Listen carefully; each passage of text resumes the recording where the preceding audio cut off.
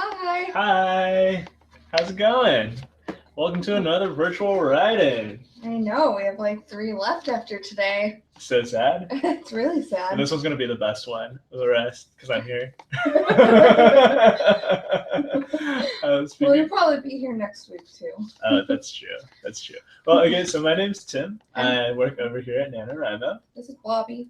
This is very well-fed Blobby.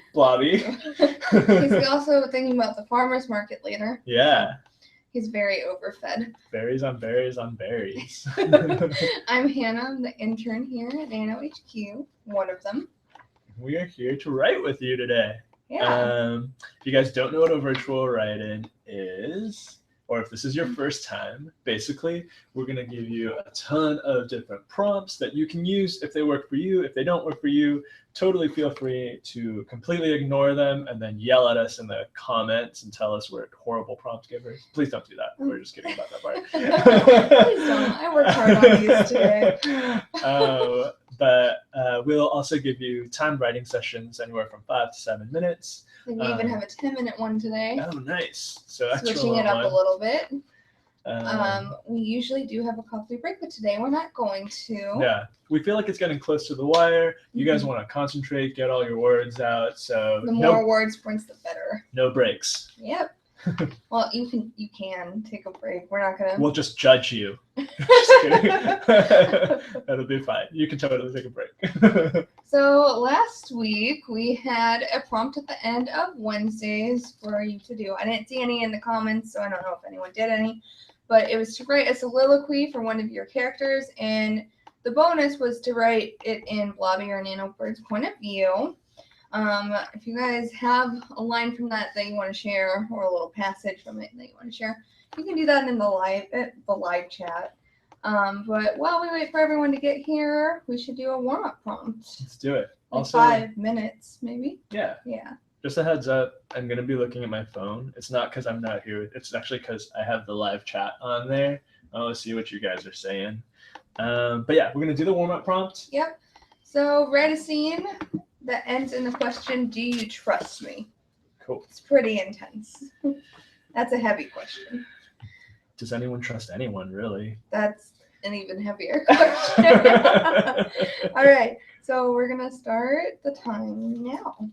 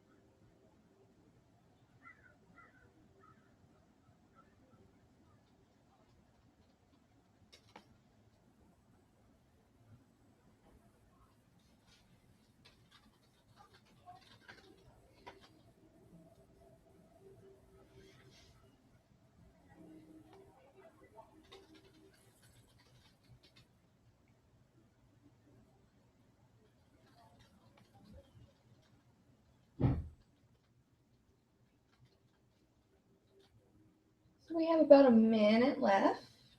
If you guys want to share your favorite line, please do so in the chat. We'll read a couple out.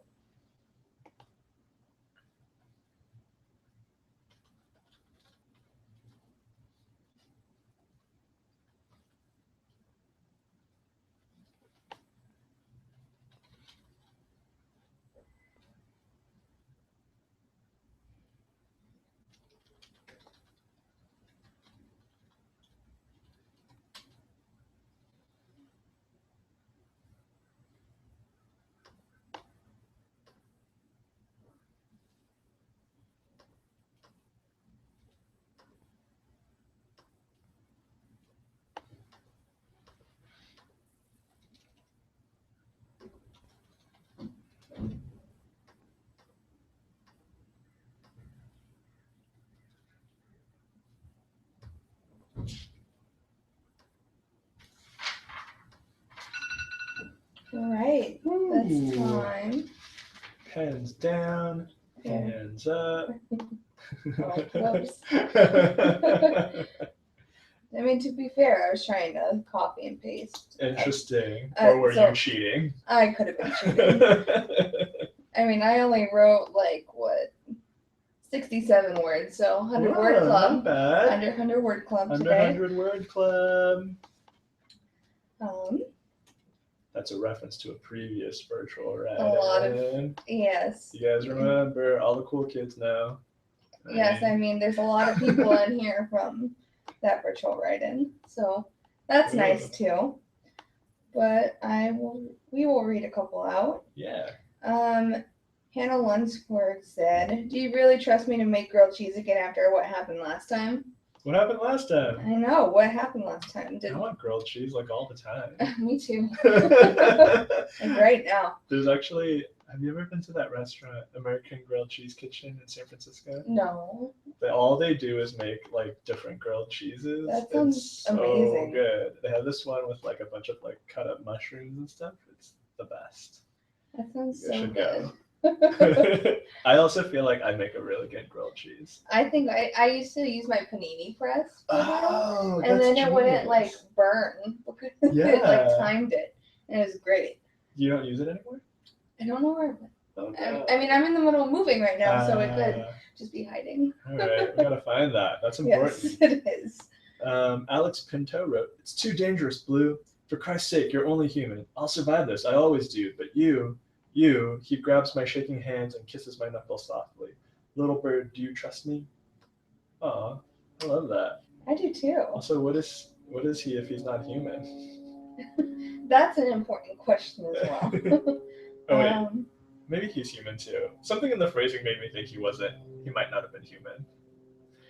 Andrea Moore said, "Do you trust me?" he asked, reaching his hand out to her. She slowly stretched her hand out, cautious at first, but then grabbed his hand. He smiled, then jumped off the cliff, pulling her with him. Nice. Bethany Lish wrote, "What happens when the wind stops blowing and the sun stops shining? You're left with darkness and the faint voice echoing, 'Do you trust me?'" Creepy. Yes, that's very lingering.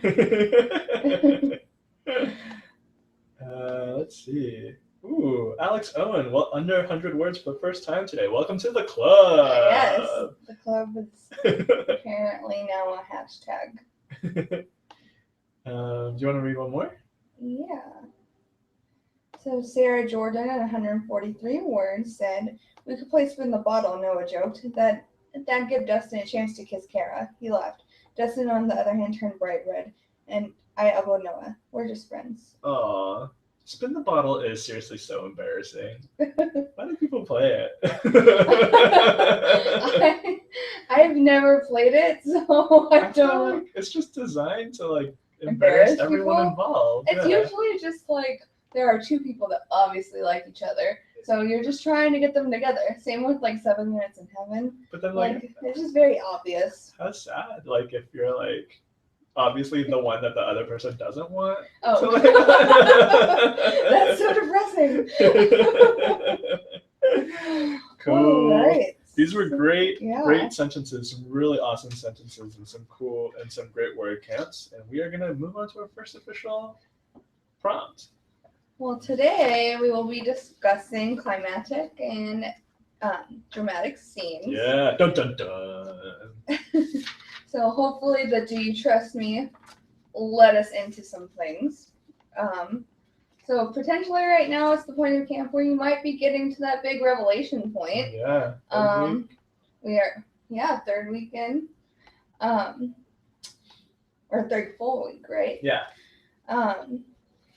So really, it's hard. Yeah. Yeah. I mean, the first couple, like when you're first starting your novel, like a lot of it is world building. And I know you guys did virtual writing on setting before, and you're just kind of trying to get into the meat of your story. And right about now is kind of when all those seeds that you planted are starting to sprout. And like things are coming to a head. Maybe like the protagonist and antagonist are finally gonna get into that like big battle, right? Or like the secret's gonna finally be revealed, or something crazy is about to happen. Something that makes your plot your plot. Yep. In short, and, you know, it's normal to feel stuck. Like maybe you're asking yourself, does this actually make sense? Or your audience that you're having read this might be a little confused or feeling a little unfulfilled, which feeling a little unfulfilled can be okay. We don't want to give away everything. Yeah. Especially if you're writing like a series. Oh yeah. And that, I mean, asking yourself whether your plot is more climactic or episodic is important too. Climactic being like our basic plot structure, you know, exposition, rising, totally, action, climax, and falling action, and then episodic is more like Shakespearean plots. Yeah. You know, multiple storylines, multiple characters, multiple plots overlapping. Got it. So I guess that will lead us into our first word sprint. Yeah. So like mentioned before, it could just be an event that's happening. It doesn't have to be so action-packed for your big reveal or big revelation.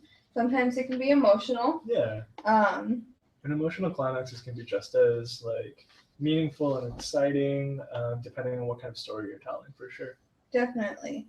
Also, like for emotional climaxes, it's really important to know the drive behind what your character is doing. Are they jealous or envious? Are they just finally fed up and speaking what's on their mind?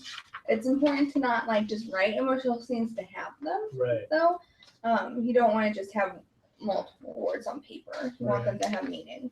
So for our first prompt, incorporate the phrase "just friends" into your next scene. Some questions to consider are if this is the breaking point in your romance story, if you're writing a romance story, what is behind your characters just wanting to be friends? Are they afraid to commit? What happened to them to make them that way? Or is this a funny, awkward moment in your more serious plot? The possibilities are pretty endless here.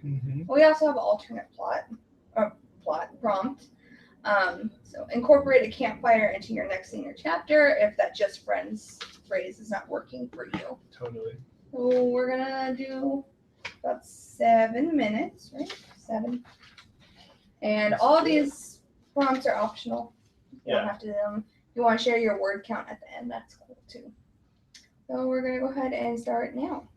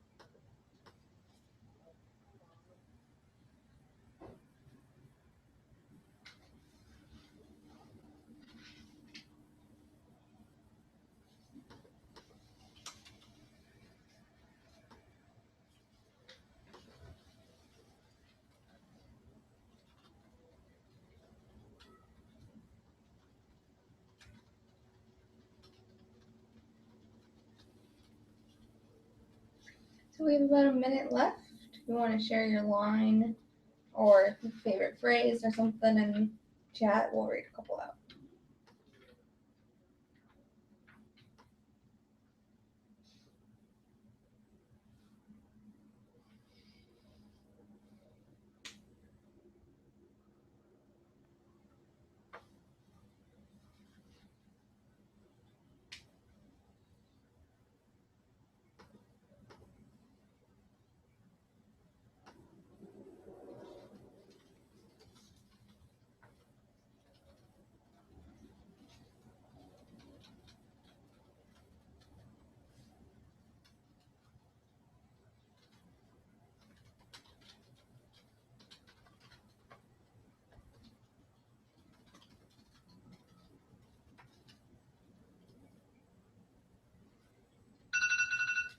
All right. Time's up. Time's up. Finish up your sentence. I got a little sucked into that one. Nice. Cool. Let us know your word counts for that and possibly a sentence you really liked or how you might have used the phrase just friends. In the meantime, it looked like Catherine was looking for a suggestion for a deadly animal that's not a bear, large cat, or snake. Mm-hmm. I think he settled on a wolf, but I would like to propose a hippopotamus. They are really vicious. Right? They're so vicious. That's what I always hear. I saw this thing on Tumblr about Jurassic World, and it was talking about how they should have just made like herbivores, like the brontosauruses and stuff like that. But then the hippopotamus is an herbivore basically. Yeah. And a lot of times, just because they don't see you as a food source, they could still view you as a threat. Especially when you're getting near their babies. Yeah. Especially they go into protective mode and attack. So hippos. Be fun. Hippos. It's a little different. T-Rex. A little zig where other people zag. Any good sentences that you noticed? Yeah, I'm gathering a couple right now. I also saw that Layla Ashley was asking that they're saying that they're reaching the end of their story and realizing it's way shorter than anticipated. And if there's any advice, what do you think? What would you do in that scenario? I think I would go back and reevaluate if I was holding anything back. Because my thing is it's always better to overwrite than underwrite because you can go in and cut things out, but it's a lot harder to go back and put things in. Totally. I think Shelby, who's behind the NaNoWriMo username in the chat, suggested maybe going out and seeing if there are certain supporting characters you really liked that you want to flesh out a little more, and seeing if you can give them a cool storyline that would merge with your major plot. I think that's a really good idea too, and it always kind of enriches a story, I think, when there are a lot of three-dimensional characters. So that would be a good idea. Yeah. Right. So Caitlin Hickson said, "You sacrificed yourself for her. We're just friends, okay?" With a longing in his gaze as he watched her told another story. Ooh. A secret love, an unrequited love. I have that going on in my story right now too. Oh, really? Nice. I saw Melanie Hannon wrote, "I really doubt you two are just friends after that little conversation," Mother says, looking between us, a knowing smile on her face. "I forgot she has telepathy. Bloody hell." Oh my god. That's a big thing to forget that your mother has in the same room. If my mom had telepathy, I would never forget that, and I would also never be in the same room as her. If my mom had telepathy, I wouldn't be moving back in with her. Caramel 159 said, "The sunset sparkles in your eyes, and there I see a terrifying, terrifying thing. I can see so deep into the pool of your care for me, and I realize mine don't reflect the same." Oh man. I like that says just friends without actually saying just friends. Totally. Yeah. Oh my gosh. Way to let someone down. That poor guy. Or whoever it is. Yes. Jocelyn Way wrote, a particularly savage snarl ended the tirade, and man yelled out a curse. The source of the noise arrived on the scene a moment later. Ooh. I'll read one more. NaNoWriMo said, "After 20 minutes, a whoosh of air blew in front of them and the sounds of crying filled the air. She said they were just friends, a disembodied voice whispered in the wind. Wow. That's all very like intense. I know. These are all really intense. I liked also like there are a couple that were like not just about romantic relationships. Like this one, Crystal Lockman wrote, "We are not just friends," grandmother said. "I am the adult and you are the child. Children do not disrespect their elders. Do you understand me?"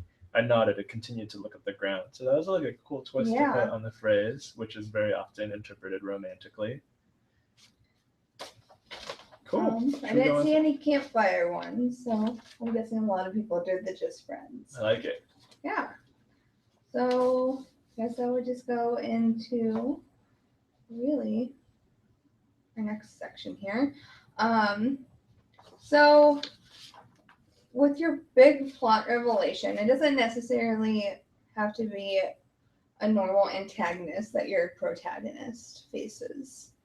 I think that's a big thing people don't realize. They're like, oh, my antagonist needs to be an actual person. They don't need to be an actual person. So I have a list of like probable antagonists versus protagonists. Cool. And I have a couple examples as well.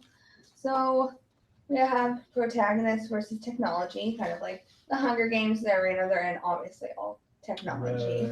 Right. Or even the Terminator. Yes, even the Terminator. I don't know what the new one's going to be about, but it's interesting to see. Like protagonist versus God and fate. Mm-hmm. I saw a really good example earlier of like the God versus fate one. I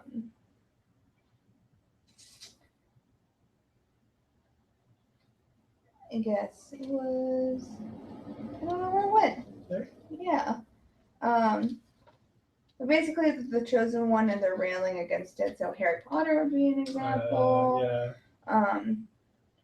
Or anything where like someone's like prophesied to do something and then they don't want to do it, maybe. That, or they could just like leave their life up to fate, kind of like, I don't know if you've seen the French film Amélie. Oh yeah. Okay, so Amélie would Totally. be totally one of them, like trying to find this man that does these pictures in the photo booth and like collects them, and she's totally let down later. But protagonist versus society. So The Help. 1984 is a good example. Mm-hmm. Protagonist versus nature. Those are like Castaway or like Robinson Crusoe. Or towards the end of Into the Wild. Oh, yeah. That kind of story. Protagonist versus self. Like, I don't know if anyone's read The House on Mango Street. Oh, cool, yeah. By Sandra Cisneros, but that has a lot to deal with like self-identification and like battling against yourself to find out who you are. Dr. Jekyll, Mr. Hyde. Protagonist versus supernatural. Even just the show Supernatural is a good example of this. At least in the first couple of seasons. Yeah. It's really like the. That show started to become like kind of protagonist versus God eventually. It did. Yeah. It really did. Show got weird. Winchesters, you weirdos. And then I guess our traditional, which is protagonist versus man. Yep. Which is just like protagonist fighting against like another person or whatever for whatever reason. Yeah. Yeah. So we're gonna go into our second word sprint. So we gave you kind of this like entire list of different antagonists your protagonist might be fighting. And so try to figure out like what the antagonist of your story is, you know, like maybe it's just like, you know, protagonist versus man, or maybe you're writing protagonist versus nature. And then for this next scene, switch it up, like pick something that's not that antagonist, pick like, you know, technology or society or nature or self, and kind of write a scene where there's this conflict between your protagonist versus this new type of antagonist. And it's not to be at like a main climactic point in your story, like. Can you imagine just your protagonist never seeing a cell phone before? Yeah. And having to like use like an iPhone? Yeah. Maybe they're like computer breaks and they're like trying to like fix it. And then the next scene is about protagonist versus technology. So yeah, that's going to be our prompt. Always optional. If not, you can just let us know your word count and we'll go for 7 minutes. And we'll start now.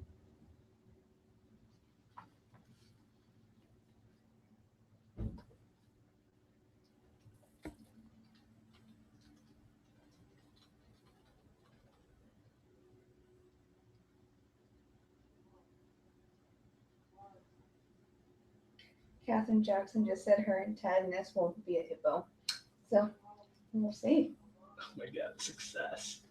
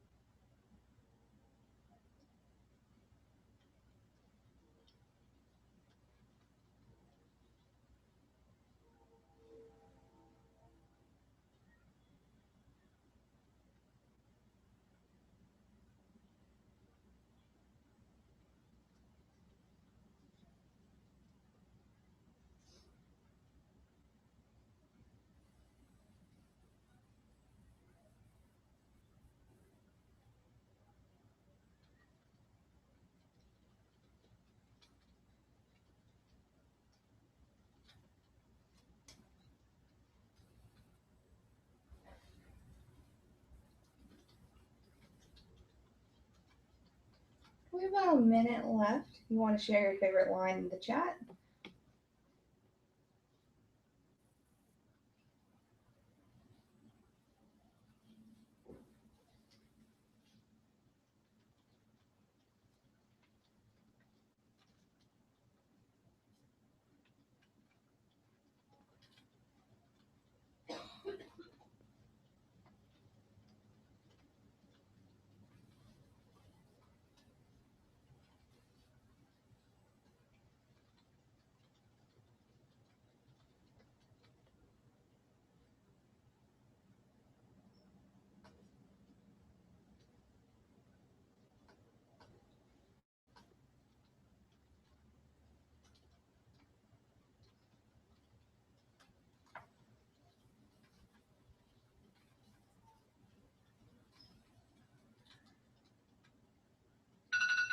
Ooh. All right.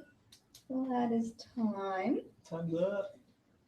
I think people are just starting to share theirs. Oh, awesome. How many words did you get to, Tim? Not very many at all for this section. I got 1, 2.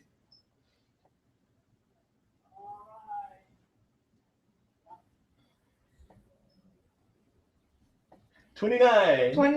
29. At least it wasn't like. Climb. At least it wasn't 100, and you were like. Yeah. At that point, I guess you could estimate. I got 106.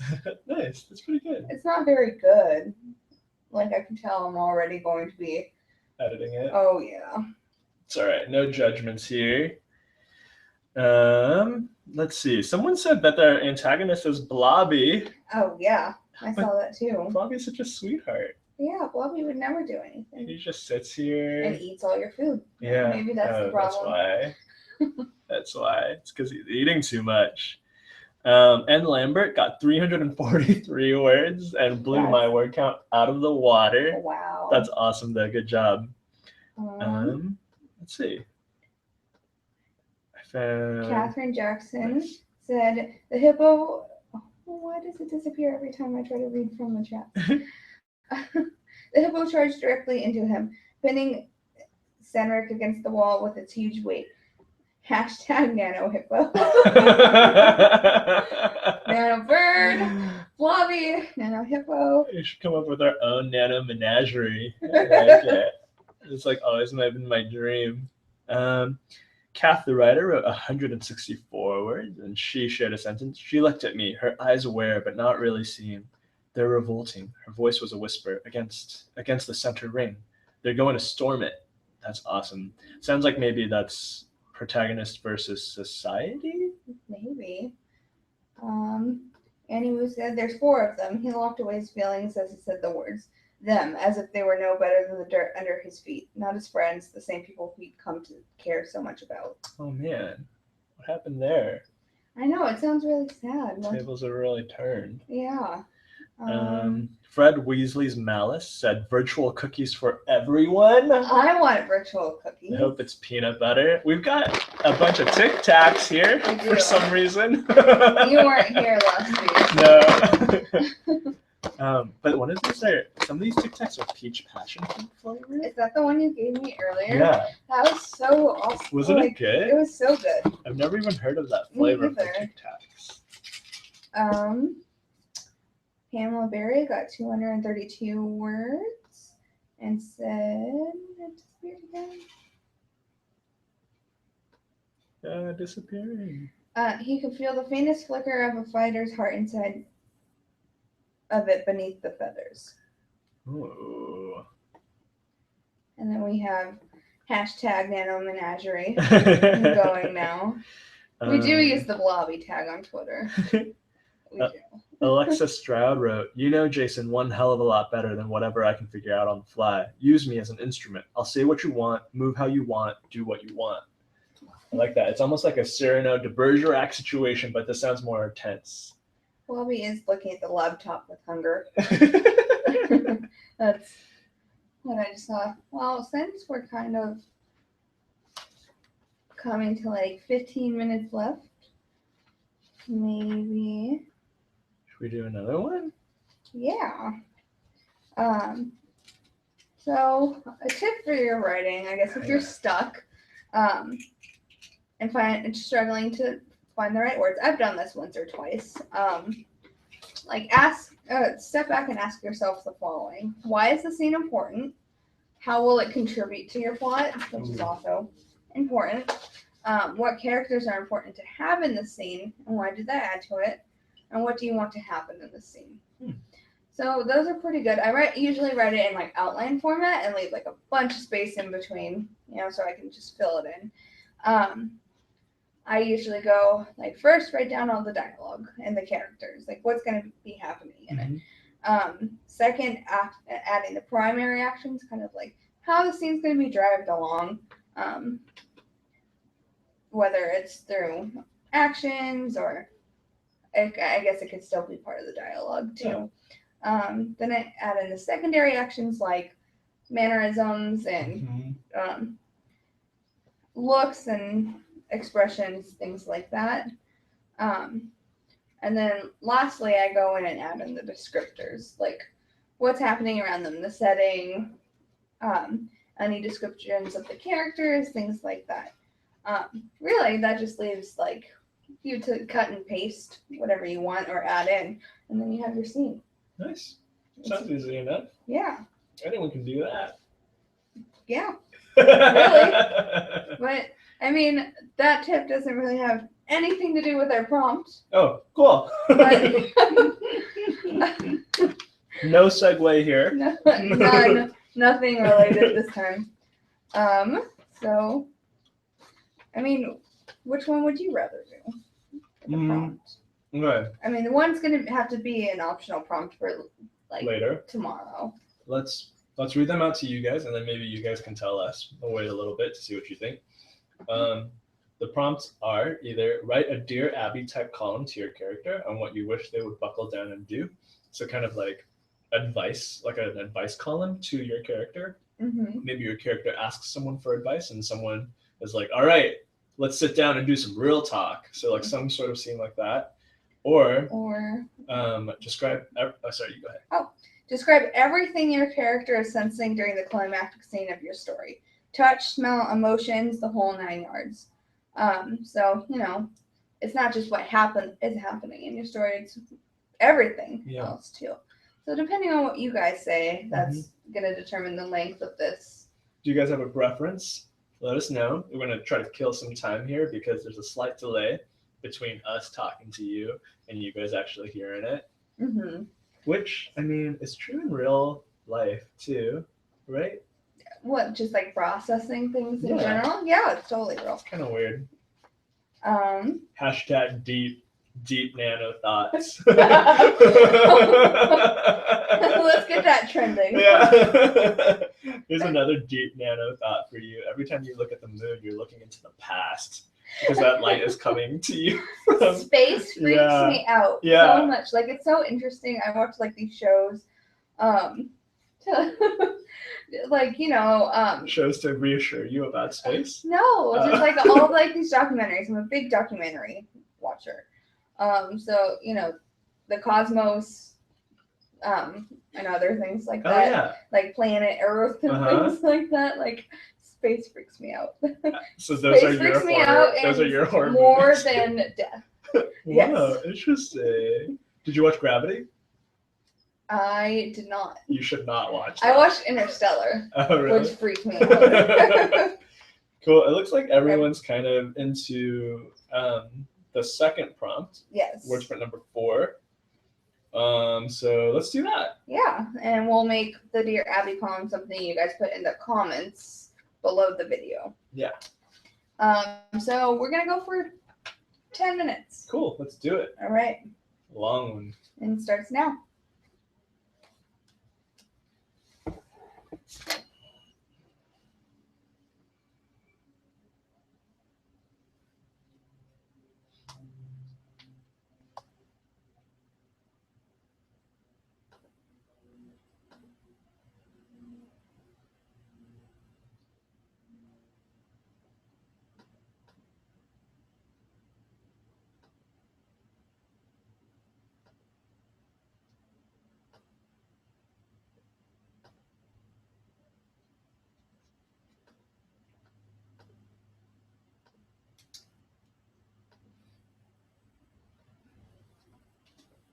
Thank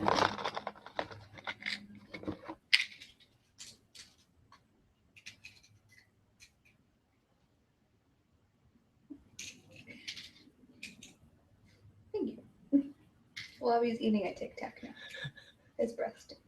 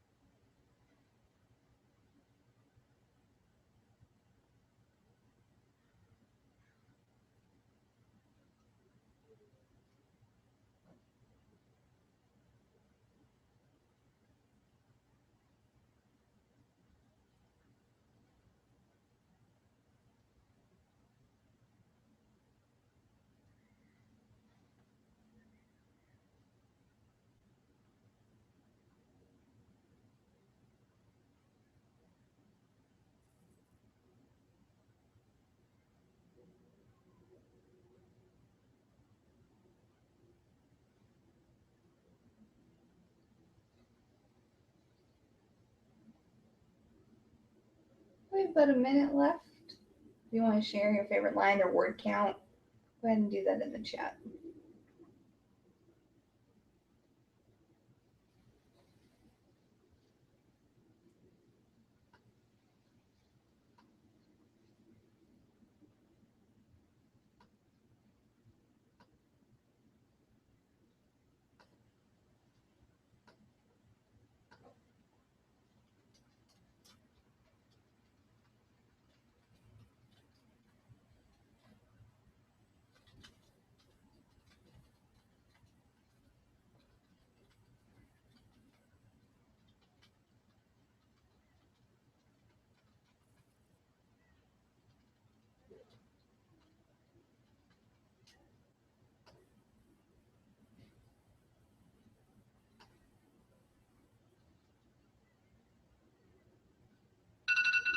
Whoa. Wow, that scares me every time. I know.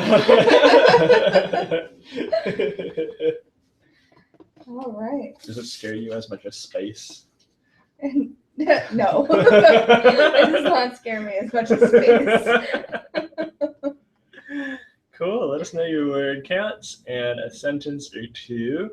We'll start reading them out. And I think that was our last word sprint for today, right? It is, yeah. If you wanted to do the Dear Abby type one, go ahead and do that and share it with us in the comments. Yeah. Not the chat, because the chat disappears. I know, it sucks. Mm-hmm. There was a time where YouTube used to keep the chat after a live stream ended, but I don't know why they rolled that back. But this all disappears. If you said anything super awesome, make sure to save it. Thanks to Shelby, our NaNoWriMo behind the scenes person, for blocking the heck out of that weirdo chat troll, dude. Oh yeah, all of a sudden I just saw black come up. That sucked. Yeah. I've never seen that happen before. Let's see, any good? Missy Chucky said, I felt as if someone had turned my stomach upside down and was shaking me to empty everything from the heartache to the swallow tears. It was awful. Nice.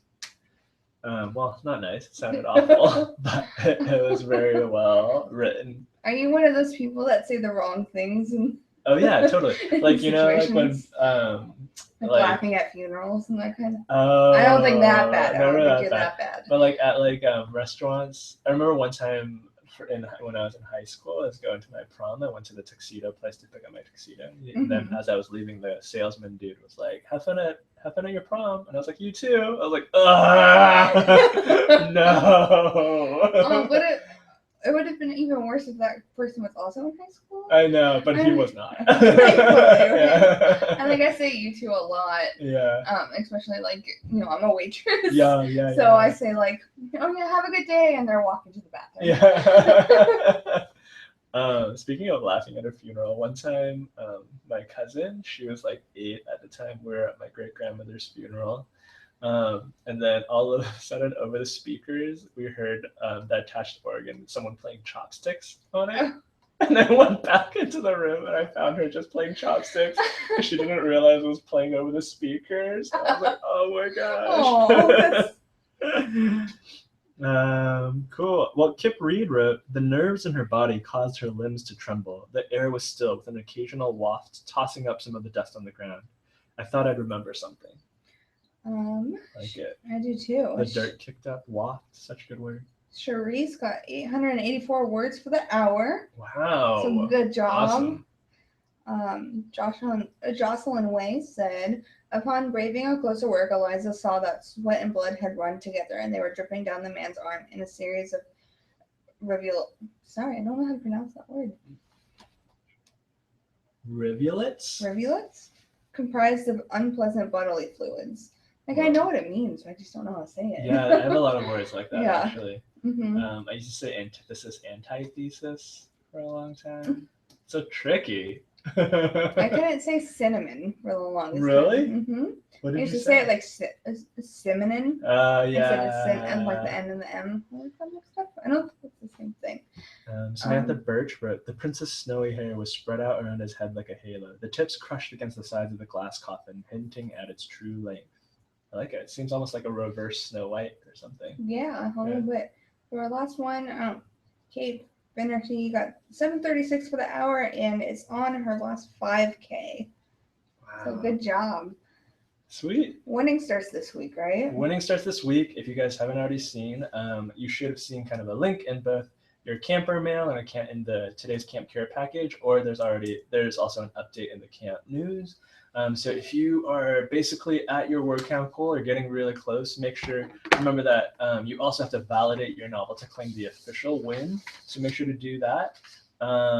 What else is happening this week? We've got another write-in tomorrow. Yes, we'll be discussing villains and antagonists tomorrow with Amon. Amon will be here. Yeah, and then next week, actually, Hannah's going to be out all week.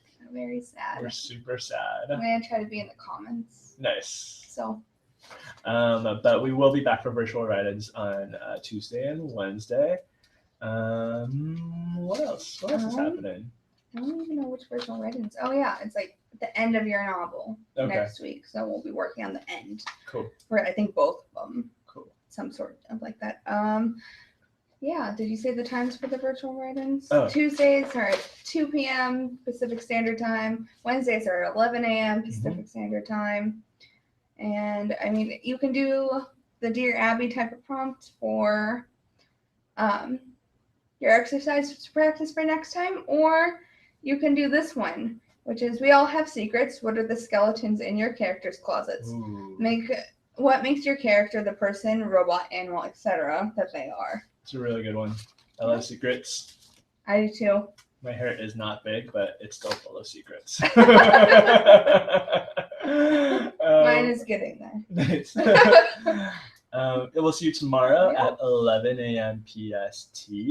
And if you have any questions or suggestions or comments, leave them in the comments for this video, or you can also tweet at NaNoInterns. We read them all the time, even when we're not in HQ. All right. Good luck with writing. We'll see you tomorrow. Bye. Bye.